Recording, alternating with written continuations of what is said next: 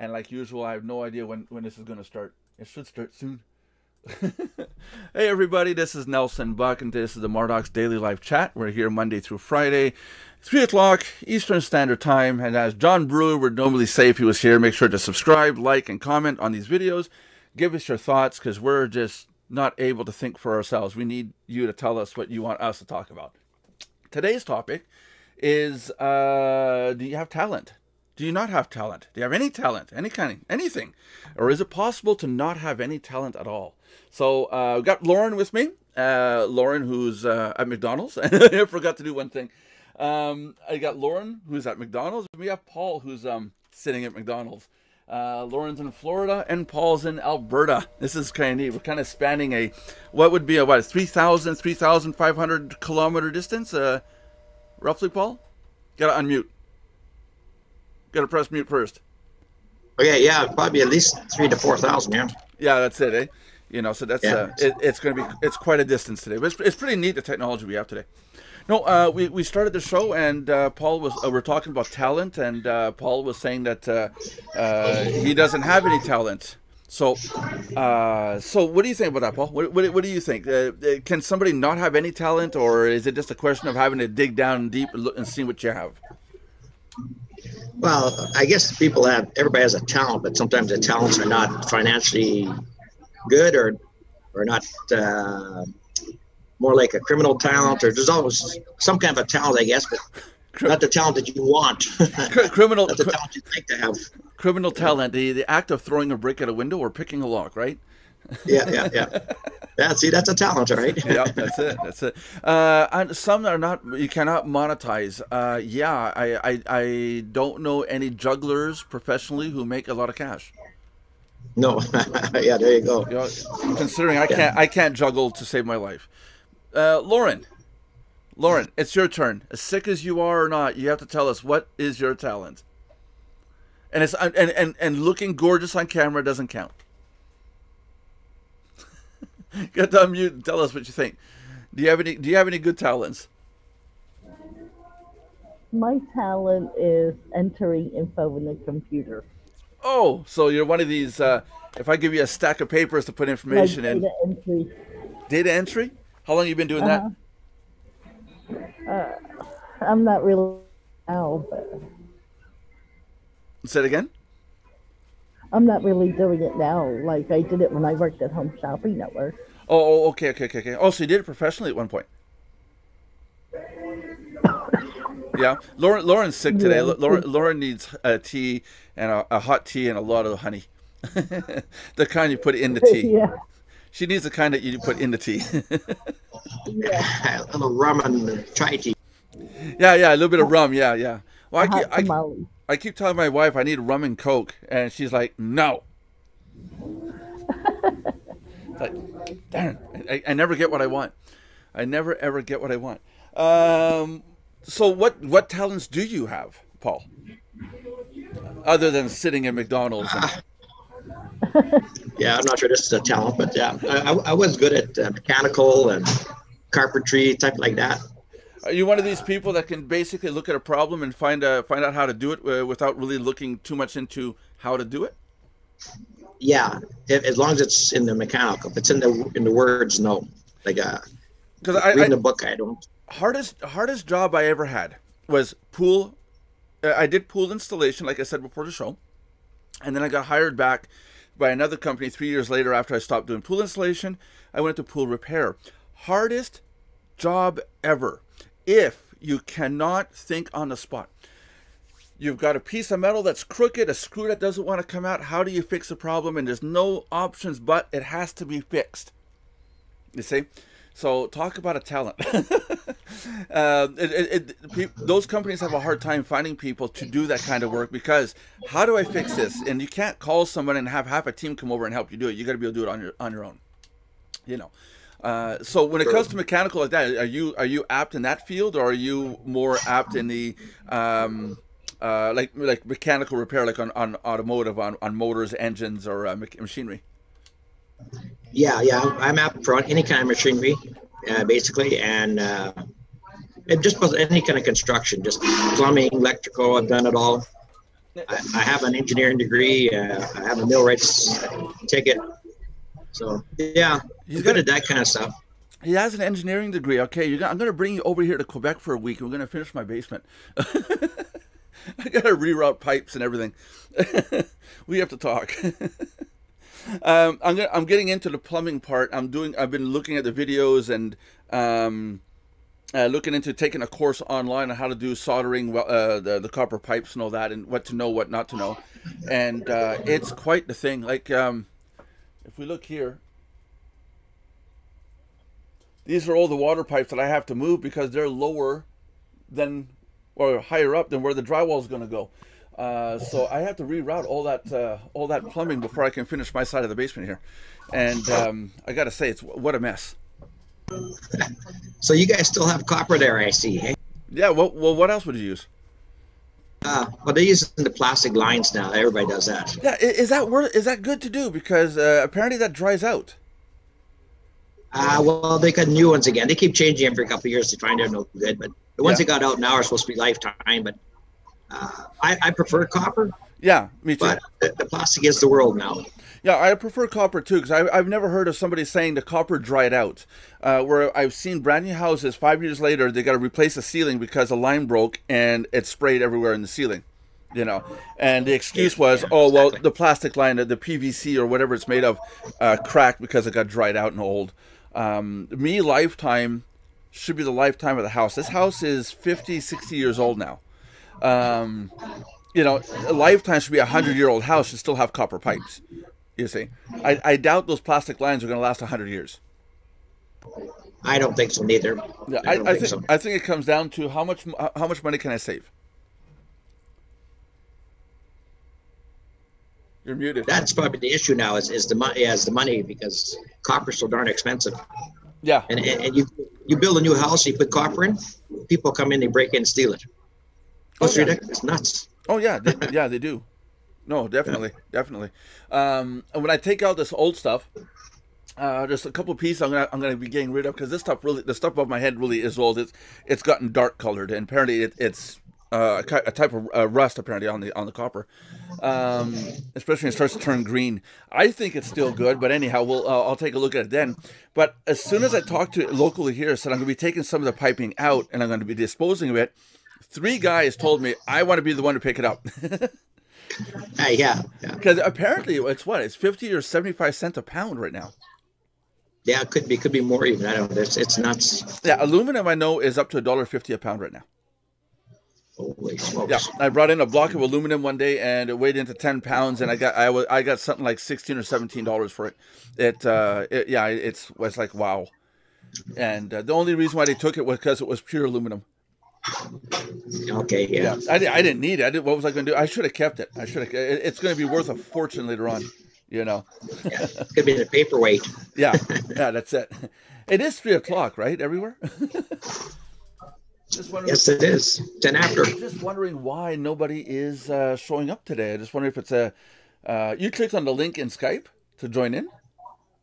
Yeah, I did, yes. Yeah, okay, so the link is good. Okay, cool.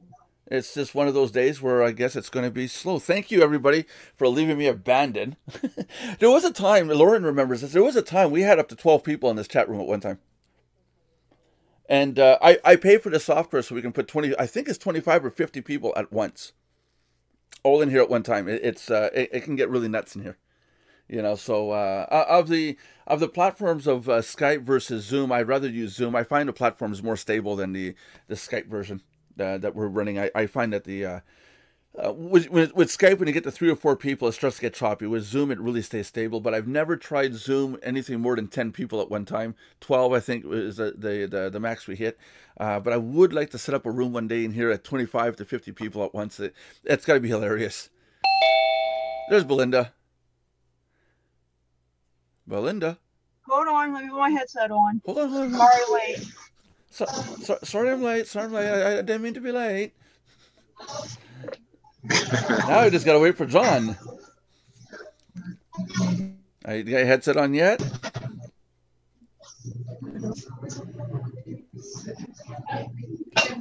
Yeah, the company I'm with also uses Zoom, so I'm familiar sort of with it anyway.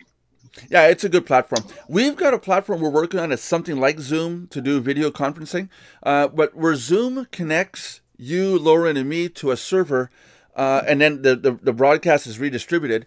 My version that I'm coming out with, it's a real peer-to-peer. My video, my stream is being sent to Lauren and to you and to Belinda independently. So there really is no focal point. When I get the software done and running, there'll be, even if the server goes down at Mardox, the communication keeps going. You say, okay, it's all peer-to-peer. So that's what we're working on, but that's going to probably be out somewhere out in the middle of 2018. I need somebody with a talent in Java. You need to be able to program Java, so, or JavaScript anyways. Belinda, you there? Nope, still not there. It's got to be an awful big headset. Oh, she's trying to find the plug where to plug it in. I hear you now. Oh, okay. Well, we're waiting for you to say something. Other than instead of... I'm sorry. I was running late, so I'm not. See, Paul, I'm usually right on time. I'm usually not late. Are you looking at the screen? No, I'm not looking at the screen because I know you have something up your sleeve. Commandment number 101. Oh, jeez, no, we're not going there. Oh, okay. No conversations of religion, politics, or anything that would trigger or Belinda. idiocy. Yeah, anything that could trigger Belinda, we're not allowed to talk about. Oh, hush. Oh, no, just flat out. We just don't talk about Belinda.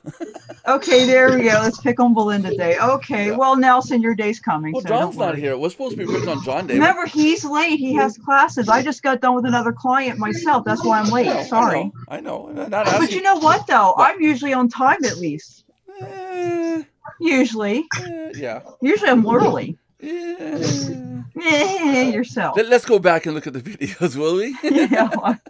Let's look at all the videos where idiocy was played. Let's just go play back all the videos for a year and just look at the first 15 seconds of the video. See if Belinda's in each one. Oh, I'm just teasing you, Belinda. Hey, Belinda, we're talking about talents today. Do you have a talent? Do you not have talents? Do you? I have several. Some I can't mention. Hold on. Or is it possible for a person not to have any talent at all? I guess. I don't really know for sure. I guess it could be. Say thank you to Paul for putting that infectious thought in your mind. Your daughter has a talent. She has a few. Yeah, just like I do. Yeah, she likes making. If I may, can I point it out? What is it? She likes making snot. No, slime, you Neanderthal. Slime. Sorry, slime. I mean, come on, seriously, potatoes, right? No, slime is not snot. Maybe in your book, but you can't add beads and foam bath salts to snot. Hold on, let me look it up and see if it's in my book. Let me see. No, it's not in there. 101 Ways to Be an Idiot. Yep, that's the book you have.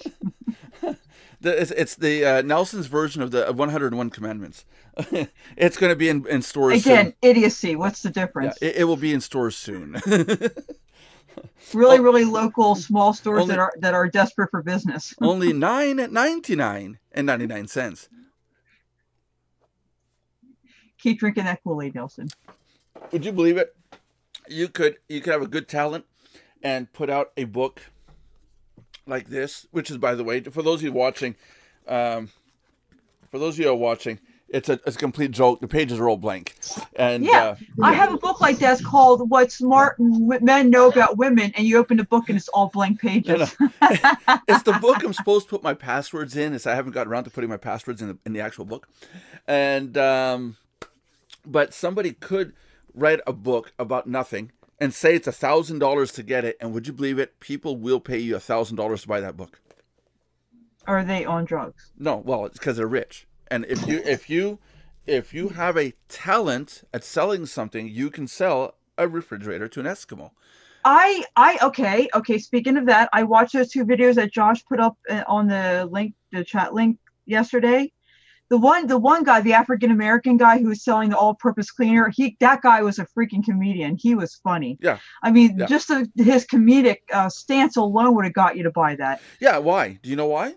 His personality. He. It's not just about the product; it's about you. That's one more thing. Well, his communication with the audience, grabbing what they like. No, it's simpler than that. Psychological. Yeah, it's much more simpler than that. If you can get somebody in a happy mood talking about a product, that person will want to buy the product because it makes them feel good in the first place. If you got a product and you make the person feel bad or nervous or stressed, they won't buy the product, because why would you want a memory of being sad, stressed, or upset? Right. And, you know, I noticed something when he would go to demonstrate by cleaning, cleaning something, he only did it halfway.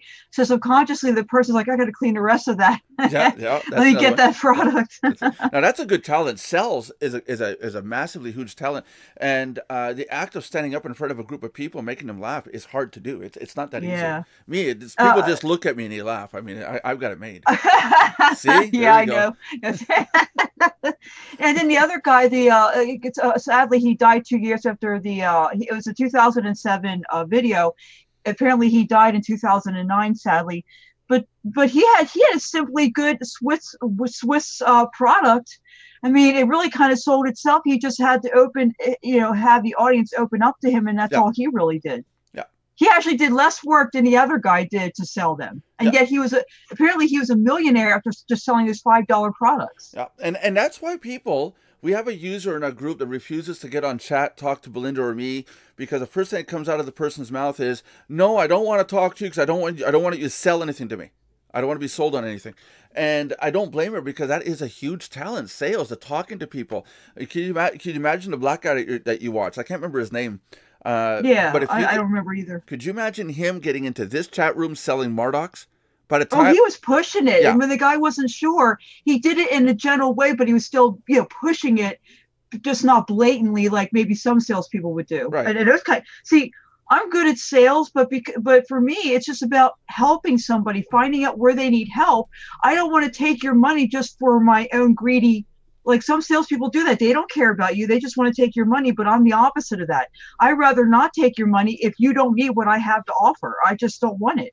I can't live with myself if I did that. Yeah, you want to go to bed. You want to go to bed at night knowing that you're I have a conscience. Yeah, that's right. That's right.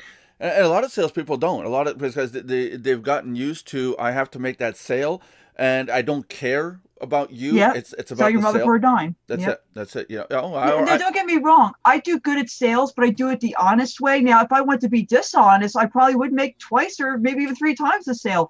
But I don't want to be like that. I refuse to do that. That's right. As I was telling Paul, the reason why we do these videos is another talent. I don't necessarily like being on video and talking and spending my time on here all the time, but it's important for people to see you, and that's a talent in itself, is to have commitment and dedication to a project and get people to see you and communicate with them. That's a hell of a talent too, and it fits in with sales. I mean, half the members wouldn't join if we didn't have this video set up. I wonder, the person that's afraid to join the chat because they're afraid that somebody will sell them something, how did they even manage to join Mardox? Well, no, that's what I wonder. I'm not being smart. I'm just really curious. No, they went to the website, and the person that brought them in, said, "Come join the site." But the person probably is sold on webinars. Let's face it. One of the rules about this live chat is that we do not call it a webinar, because it's not a webinar. We might talk about our new products and services, new websites. Paul tomorrow might put a site up and say, "Hey, I want to talk about this." Sure, no problem. But we don't try to sell somebody every day on one product or one service. One of the guys from Legacy told some of his members, don't go to the Mardox Daily Live chat, don't join in, because all they're talking about is the MLM of Mardox, and it's Mardox this, Mardox that every day, and it's not true. It's not true. It's a daily live chat. That's why I tell people, don't refer to it as a webinar. It's supposed to be an open chat about any business discussion, and even outside of business, because let's face it, if we have family, we have kids, that's part of our lives that are affected, and how they're affected when we have a business. I mean, we cover the whole gamut. It's not just the typical sales, whatever, like you might see other places. That's it. Because we're more than that. Well, a webinar, that's the thing. There are websites that put out webinars every day, and it's the same but they want you to buy something. Yeah. It's never just training. Yeah, it's the same spiel every day. The person might as well rent a conference room and do a spiel every day or every week, talking about the same thing over and over and over and over. I couldn't do that. I would get... do you know I don't even go to many webinars for training purposes anymore like I used to, because of the fact, because I already know that they're not really going to cover much training. They might give you a few nuggets, you know, to try to reel you in, but they're going to buy. Now, I'm not against this because I know we all have to make a living, but when they're doing it in a, you know, deceptive way, and I just know they're going to try to sell me something, and normally nothing I want or use, you know, anyway. I just don't bother to go to webinars. Even if I buy a product and they offer me a webinar, I know they're going to try to upsell me on that webinar, even though I bought that product. Yeah, that's it. So it's like, why bother? That's it. You know, and it's not only webinars, it's seminars too. It's hard to get people to be convinced that come watch the seminar, because they know, okay, great, I'm going to, especially if it's free seminar. You go into the seminar for free and you're going to be sold to on the product to join. And like I've talked before, there is so many tactics. Let's refer to these as the clinical term mind fucks. You know, getting people in the crowd to clap at certain moments in order to rile up the whole group. Oh yeah, tell us about your early days when you were physically going to conferences. Like Paul would be interested to hear this. Yeah, I used to do, because you and I are veteran MLMers in the past. I used to do Amway, and I would stand up in front of a group of people. If they wanted me to go, I'd go, and you know, I'd tell them, you know, 50 people or more, tell them all to come for free, and then they could sit and join. Now, obviously, it's not for free, because when they joined those people up, the people that were inviting their friends would be their downline. I'm earning my PVBB off the people below them. Those people that were there, I was going to earn off them ultimately. So I was going to draw the circles on the board. You know what that is, right? You heard this? Drawing the circles, right? And at one point, I noticed, I had a buddy of mine told me some mind tricks that we could use. And he flat out said, we need to get some people to sit there and clap. And these people are paid to sit there and go, hey, yeah, good idea, you know. And like the infomercials. Yeah. And the trick to it is, if you got 50 people, you're going to need 4. 2 in the front, equal points, and 2 in the back at equal points, or an equal amount of people around them. Theory is that when somebody starts to clap just slightly out of phase from everybody else, that person, they're going to look over and say, oh, 2 people over, 3 people over, to someone clapping. Oh, wait a minute. There's another person clapping over there. There's another one. I better start clapping. Puts the person's mindset into, yes, I'm part of the group. Then when they go to leave the seminar, now after an hour or two, they're already in the process of, well, I can't just leave now, because I mentally said I'm part of the group. I followed along. So if I don't buy it, I'm essentially lying to the person who is presenting. Well, not everybody's going to do this, of course, but most do. It's incredible. Most do. It's but insane. Do they still do this to this day? Yes. with the way that they have the internet now, Yes. and they mostly do things online? Yeah, they do. Even on online webinars, if there's a flowing chat, a lot of those chats that are in there, those people talking, saying positive things about the program, a lot of those people are paid to be there. You know what, though? A lot of these webinars now don't show the chats, only some here and there that I've been to have. Most of them are like the GoToMeetings or some other, you know, the usual platform. You don't see the chat. So you don't even know what question or anything anybody's saying until the presenter says something. But you could do it even in Zoom. I mean, what would it hurt to have, say, 10 people in here and have just 1 or 2 that all, you know, are close buddies, you know? And I wouldn't do it anymore. I got out of doing that. I thought it was unethical. No, because you know better now. You know that's not an honest way to do things. That's it. But it wouldn't hurt to have a couple people on a huge group of people in the live Zoom room, and have a couple that, you know, are constantly saying, hey, I like that idea, or this is good. And then you get the others going, oh, yeah, that does make sense, because they want to follow the group. Or you could just get targeted leads and call people and talk to them that people are actually looking for what you have, and just be done with it. Yeah, now we're into Belinda's realm. Well, no, I just keep it straightforward and simple. I'm so tired of all these freaking webinars and showy things. I mean, I got suckered into a lot of that when I first started and didn't know any better. I think we all did. Paul, do you want to, if you don't mind unmuting for a second, how do you feel about webinars and seminars? And, you know, we're constantly being told to come and sign up to these things and sit there and watch all this blah blah. How do you feel about it? Yeah. Well, I don't do it in the morning either, so you don't watch I've listened to a lot of them. Yeah, I like you say, I get, as soon as I see it or I get invited, I know there's something up, and if I'm not really interested in it, I don't. Because a lot of times, like you said, oh yeah, we'll tell you how to do this. So I go listen to the whole seminar for an hour. They give you one good thing, and then, oh, you got to buy it now to get the rest of it. Okay, cool. That's a good There's point. always To me, a that's catch. scammy. Yeah. Yeah. And with I'm saying it right now, and I've never done it. You can go check their videos. I never do that here. Don't get me wrong. If you want them to buy something, there's nothing wrong with that. But the way you approach it is what makes it scammy or deceptive. Yeah. Like they say I'm gonna tell you all this. Well, you're not really. You're lying to me. Just I'll give you a couple of hints. Okay, now you're not lying, but oh yeah, we're gonna tell you exactly how to do it. Then you never do. That's right. There's always that part missing, right? Yeah. That's the part that irritates me. I mean, you're not the only one. Michael Kustra, when I met him, he said the exact same thing. He says, you sign up these traffic exchanges, you put your sites in, they tell you how to make money, and then you go for 2, 3, 4 months, and there's nothing. And the truth of the matter is, most of these traffic exchange sites, the owners of the sites are the ones that are making the money, not the members.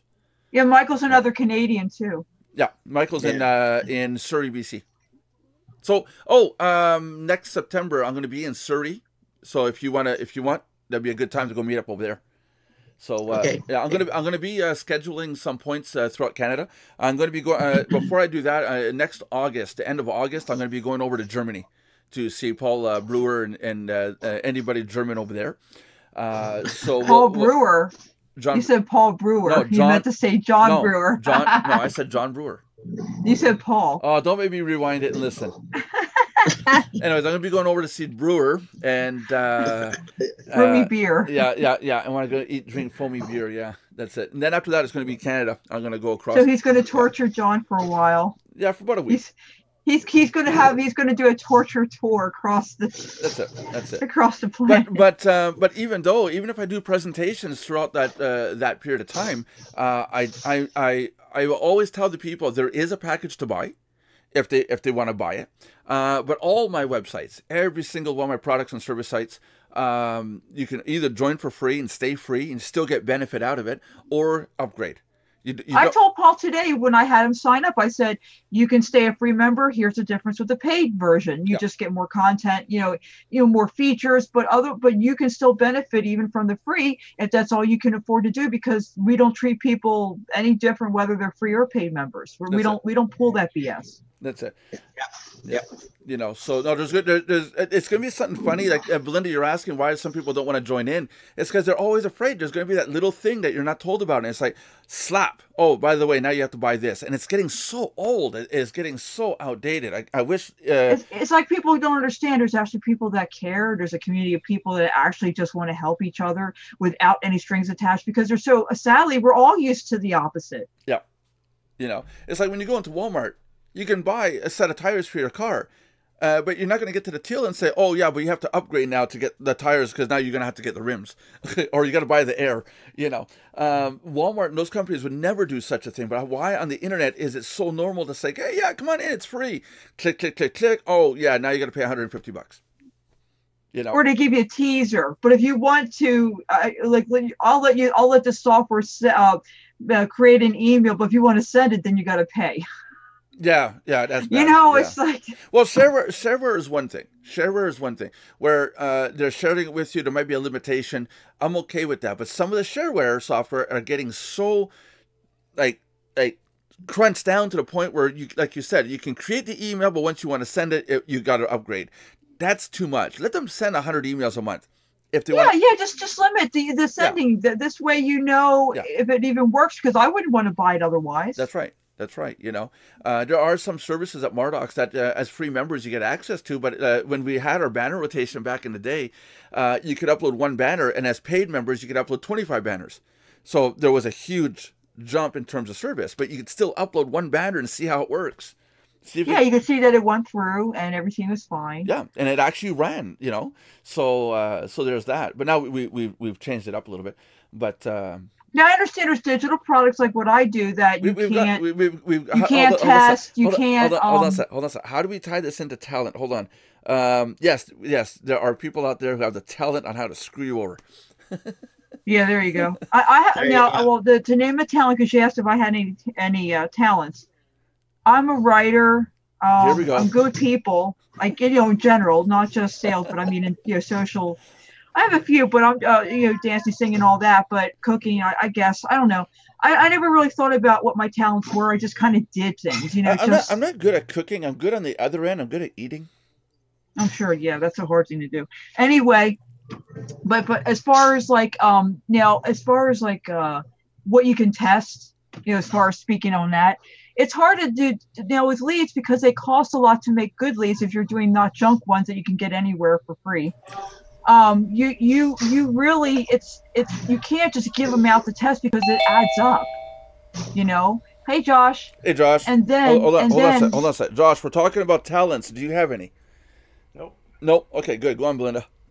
And then like if it's a digital product, now if it's a software like you said, you could, like if you want to give them a trial, or even if they paid like a monthly membership and then they didn't want to pay anymore, you can cut off the access by a code if you make the software to do that, because some people don't think to do that either with software. Some don't make the mistake of like once you own it, you have it. Or if it's a video course or something you can cut off access to by a code or something. Yeah. But when it comes to digital, like an ebook or leads or something where you're giving a file of any kind, it's like you can't give that back. So the buyer can screw the seller over. So it's hard to give a free sample of something like that, because how do you go about that? I mean, if you only give them like 1 or 2 leads, that wouldn't be bad. But then what if they're not home? Well, you won't know if they're good because you didn't get a hold of these 2 leads yet. Right. It doesn't mean they're bad. It just means you haven't gotten a hold of them. Or if I have 1 million people that want just 2 leads, look what that still adds up to. Let me do math. Hold on a sec. Carry the 1. Oh, geez. The decimal. So the point I'm making is that it starts coming out of my pocket too. So that's the whole. Ouch. That's the drawback. Yeah. So I don't do it that way. Yeah, we don't want nothing coming out of your pocket. I don't have any problems with it coming out of your pocket. Josh, behave yourself. Well, it's not coming out of my pocket. It's not coming out of my pocket either. I'm good. I was about to say that. See, Belinda's got a talent at deviating the conversation onto leads. No, Paul. What it is I'm surrounded by perverts. Yeah, that too. This innocent angel innocently comes into these chats every day to actually talk about business, and perverts like him just have to twist everything I say. Hey, he's not the only pervert. I could be one too. You give me a chance. They are professional perverts. I'll give them that. Hey, Josh, are you a pervert? Well, he's not as bad as you are, Nelson. He contributes here and there. Thank you. With all the stories of sexual harassment going around, you just put me on the top of the list there. Yeah, I'm going to do that Me Too campaign. Yeah, the Me Too. Yeah, hashtag Me Too. Oh Lord, wow. It is a talent anyway, so we were talking about talents. Yeah, it is. Yeah, there is a talent, professional pervert. I'm going to put that on my resume. Belinda's going to put out. Oh my God. Oh no. Oh no. Hey, Belinda. No, you do have a great talent. You are a professional stalker. Who am I stalking? Me. You wish. Well, everyone says you're my stalker. No, what it is that I hold the frying pan and guide you, because you'd be lost if I didn't do that. Actually, what was really funny was when we started doing these shows, and I didn't think anything of it. We had a lot more people watching, at a time. One person happened to be here in town watching the show, and then meet me at the coffee shop just beside my place here. And he came over and stood there like, oh my God, and realized who I was. He goes, are you Nelson Buck? And the first thing in my mind was, do I owe you money? Maybe I am, maybe I'm not. What do you want? And he goes, you're Nelson Buck, and I have your signature. What? And in this person's eye, I'm a celebrity. I'm on these videos, and it's like, I'm not a celebrity, for God's sakes, no. As I know, that's not the point of the videos. And but it blew my mind. Hey, wow, somebody out there recognized me on a video. I was like, wow. That really. Yeah. So I'm checking messages at the same time. So Josh, what? Without getting too gory, what are your talents? I'm muted. Hold on. No, I'm not muted. Okay. See, I don't even know if I'm muted or not. I was trying to type, so I thought I muted myself. Sorry. Well, no, because you can't get away from that. That's Belinda's talent. Yeah, that's true. No, my talent's just learning all the time. Well, I love learning, but that doesn't mean it's a talent. Sure, it is. It is when you learn as fast as I do. I learn pretty fast. I'm a sponge of photographic memory. My brain's bigger than your brain. My brain is I sexier than your probably brain. have more degrees and Kidding. stuff than everybody in the room combined. Well, I don't go for degrees. I just like to learn. Josh, I just love, if it's interesting, I do it. Josh, when you turn in a full circle, you got 360 degrees, just as I do. I get my I get my degrees by online online, what's it called, online correspondence. Oh yeah, Even the ones that nobody heard of let's before. see, I have 7 undergraduate certificates, 1 bachelor's, 1 master's, working on 2 doctorates. So I think I got plenty. and then he wakes up and has his shreddy wheats. Yeah, exactly. Like everyone else. Yeah. Yeah, that's it. That's it. But no, I think my ability is just I learn fast and adapt quickly, and then I own a programming company and I'm pretty business savvy. Obviously, that's what my degrees are in, is business. So I'm not putting you down, Josh. I mean, learning is a great thing. But I would have thought you would have said that you're very techie. I mean, I'm techie, but you're a lot probably like you're techie in areas that I'm not techie. Like you like WordPress and like that's your thing. Like I would definitely say that's a talent right there. yeah, I mean it can be. I think that I don't really look at talents as a thing though, because anybody can do WordPress. Anybody can do any of the stuff we do. Yeah, but if they the put their mind to it and want to learn it. Yeah, I know, but you like with me, my leads, my coaching, that's my forte. But I also think it's also a talent because some people would not want to go through or even go through what I go through, and I noticed probably people who would not be able to do what you do. I mean, let's face it. I would say that as far as business goes, the best thing I'm probably good at, better than most of my competitors at, is process efficiencies and creating systems, which is what most businesses fail at. Yeah. There you go. And in programming, when I first started, we'd have to hire about double the people during the tax season because that's when you get spikes in the programming field. Now we don't even hire anybody new because we have so much automation set up. We don't have to anymore. So our efficiencies have gotten better over the years. Oh, there's your problem. What? My efficiencies are getting better? Yeah, well, there shit. you go. There you go. Let's go with that. I don't want to hire more people when I don't have to. I'm trying to automate everybody out of work, but they won't let me. Yeah, that's it. Yeah, that's it. That's my goal. My goal is to put everybody out of work. Oh, that's nice of you. And then what are we supposed to do? Tomorrow's talk. Can a society survive on no income? Well, there is a thing called a universal income that they're tossing around in the tech field right now because of that. I don't know if that's gonna last or be any good. That's the problem. Well, here's what I always argue with people. Everybody's saying, well, these automation jobs are going to take all the jobs, and I'm trying to argue back with them is saying, okay, well, when's the last time you drove a horse and buggy, or when's the last time you churned butter or used washboard for laundry? These are all jobs that existed 100 years ago that don't exist anymore. Right. So we just adapt. Everybody just has to learn how to adapt and keep going. The biggest problem I see in society here in America, at least, is that once something changes, they're so against change here that it's just it stops everything. Well, it changes. It's frightening. It's scary. I'm changing stuff at my website, and I can tell you, I lost 25% of my viewers because of the changes that we're doing. It's like people that logged in. Oh my God, this is changing. I don't like it anymore, and they left.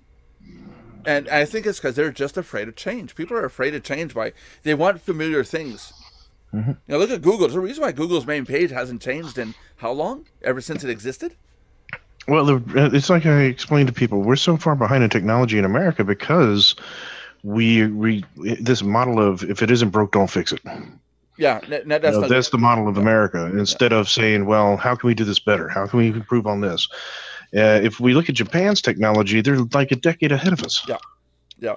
I mean, Japan's got we're way behind. When you talk about robotics in Japan, it's awesome. Here at MIT, they're still working on the hand that does this. The thumb that moves over. In Japan, they have that same hand already done, but it's got tactile function. It can actually feel roughness, softness, glassiness, slipperiness. It actually feels oil, and it's like, why is America still so far behind? And look, we can make the thumb move to the next finger. It's like, wow. Yeah, as long as I think people are scared to lose their job, so that's why they don't want to learn anything new. Well, you're an engineer. An engineering in what? A mechanical engineer? But yeah, yeah. So I'm assuming have you made machinery at some point? No, I never made any. No, I just worked with them. Oh, Yeah. okay. So Worked, have you seen people lose their jobs because the machine was more efficient? Yes. Yeah. Yeah. And True. did these people adapt by finding other jobs? The ones that there were, some were, some weren't. So some people just won't adapt. They won't try even. So It just crushes them. Yeah. Yeah, I look at how it's made, and I see a person doing something, putting something together, and I know for a fact these mugs, you would think that okay, they're made and then they're fired, the handles are put on and they're refired again. The machines put these handles on, but at some point a human being had to put the handle on the mug. But when you take a step back, you figure anything we do with our hands, there are machines to do it today. yes. Well, anything that has a repeatable process that's systematic, you can automate. Yeah. And I think people are not really aware of how much can be automated today already. You got jobs you got jobs waiting for people to fix these machines. You got jobs waiting for people to make the machines better. You've got jobs to design the machines. Right there, there's 3 sets of jobs that we could replace one person that was sitting there doing that one manual task. And there's a McDonald's in Japan currently that has a 1 employee. Yeah, it just maintains the machinery. And they only maintain the machinery. Everything's completely 100% automated. You go to the kiosk, you order your food. There's an robotic kitchen that cooks everything, and it puts it into a bin, and you pick up your food in that number bin, and that's it. Yeah, from where the truck unloads to the front. That's how you're going to come to the $15 an hour workplace for the people in fast food restaurants. I mean, if you're not going to get there by doing it the way they do it now. Well, there's the other factor too that today's kids don't want to work. They'd rather be home playing their Xbox than actually doing the work. So make it worth my while, but there'll never be any worth to equal the while. Well, that's not true because people make money playing video games on YouTube. Yeah, but you can't put everybody in that work field. There's got to be somebody serving food at some point. I agree. And hey, look, I want people to serve food because I get hungry every now and then, dude. No, you eat it. We know. I don't want to freaking even if you say you've lost weight. Did you get your scale out yet, Josh? Nope. We want to know. We want to know what kind of weight you're losing. Inquiring minds want to know. Anyhow, I have not checked and looked at it, and I don't really care to take a look at it. Oh no, but okay. See, Josh knows he's losing weight because his belt is getting smaller. He's using smaller notches, so good for him. But I mean, I would like to. So it is good to know what weight you are and if you are actually losing. Yeah, the problem with weight though is it fluctuates up and down throughout the day. Yeah, when you see that Kit Kat, you really off want. Weighing like once a week or once a month than you are trying to weigh yourself every day because it'll just discourage you. And then you have people like me who just don't gain weight, can eat anything, and people hate me for it. You see, that way. You said Kit Kat. Did you know that if a person really developed time travel and went into the past, only to the 1980s, ate a Kit Kat from the 1980s, they would never want to come back to the future, to the present time? Why? Because today's Kit Kats don't taste anything like it did back then. Back then, tasted way better. Oh, you're right about that. Yeah. I can't remember exactly how it tastes, but I know it doesn't taste like it used to. I know that. But you know what? Today's kids, though, today's generation, they wouldn't know the difference. They have developed taste buds for whatever we have now. Yeah. The difference in this generation, though, is the one thing I give credit to this generation on, though, they adapt fast. They're more financially responsible than our generations were. They want the tiny homes. They don't want the luxury mansions. They want they want stuff. They want to be able to travel instead of spend time at the workplace all the time. They actually are thinking about the right things as opposed to the wrong things. It's not our generation that bitched and complained about the fact that computers and cell phones are coming out every 6 months and we have to keep upgrading. It's the younger generation that complained and said, "Hey, we're going to stop buying this if this keeps coming out every 6 months." Because nobody can afford to keep buying every 6 months unless you have that kind of money to throw around. Well, the younger generation's even the ones going after, they want sustainable living. They want to be able to have solar power and get off the grid, and they want... Yeah, you hear that talk a lot. That's true, but it's true. They are doing it. It's very true, though. And that's the younger generations that are talking like this, not the older generations. Yeah. My youngest daughter and her boyfriend things are changing. My youngest daughter and her boyfriend are living in an apartment right now, but there's already talk of how do I go about getting a house? And me and my wife have already considered the tiny house thing. I mean, we looked at it and like, man, that. Hold on. Are you talking tiny house like the one that fits on a trailer, or? Yeah. Really? Yeah, but when you have kids, Yeah, you why can't not? afford to do that. Well, I don't know if you. I have Well, I don't would you- have kids, so I'm good. Yeah, but Josh, if you fit in a tiny house or not? I'd have to make a couple modifications, I Okay, guess. yeah, that's what I thought.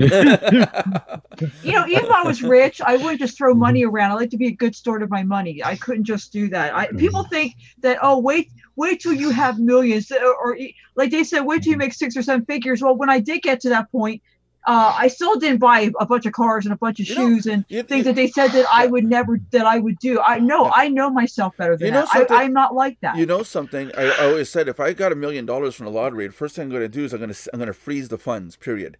Because I don't want to think about how to use the money while I just won it. Not when I'm in that euphoric stage of, oh, I won money. I want to think about a year, 2, 3 years down the line. Then we'll figure out how to use it.